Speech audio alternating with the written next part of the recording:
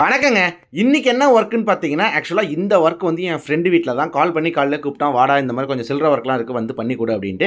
ஆக்சுவலா நம்ம போய் பண்ண முதல் ஒர்க்கே என்னன்னு பார்த்தீங்கன்னா, காம்பவுண்ட் வால்ல வந்து லைட் ஃபிட்டிங் 2 சைடும் கேட்டுக்கு 2 சைடுமே லைட் ஃபிட்டிங் வந்து அவனே ஆல்ரெடி மெட்டீரியல்லாம் வாங்கிட்டு வந்துட்டான். இதுல ஒரு பிரச்சனை என்னன்னு பார்த்தீங்கன்னா, ஸ்ப்ரிங் வந்து நான் கரெக்ட்டா 10 மீட்டர் தான் கொண்டு போனேன். கரெக்ட்டா அக்யூரேட்டா இருந்துச்சுங்க. எனக்கு அந்த ஸ்ப்ரிங் வந்து அந்த ஓட்டையில ஆக்சுவலா மெயின் பக்கத்துல இந்த பைப் இருக்கு. வால்ல இருந்து இந்த பக்கத்துக்கு பெண்ட் மாரி. ஸோ அதெல்லாம் கூட பிரச்சனை இல்லங்க. நான் அவன்ட்ட சொன்னேன், கேசிங் போடலாம்டா பைப் வேணாம் அப்டின்னு சொன்னதுக்கு, இல்ல வேணாம்டா ஆல்ரெடி நம்மள்ட்ட தான் பழைய பைப் இருக்குல்ல அதையே போட்டு விடு அப்படின்னு சொன்னான். நான் சொன்னேன், டேய் பழைய பைப்பை பார்க்காத அழகையே கெடுத்துடுன்னு சொன்னதுக்கு, பரவாயில்ல போட்டு விடு அப்படின்னு சொல்லிட்டான். அதனால நானுமே போட்டுட்டேங்க. இதுல இன்னொரு பிரச்சனை என்னன்னு பார்த்தீங்கன்னா, நம்ம மெஷினை வச்சு அந்த லைட்டை டைட் பண்ண முடியலங்க. ஏன்னா லைட் கொஞ்சம் சாய்வலா இருந்தனால மெஷின் கரெக்டாக ஃபிட் ஆக மாட்டுது.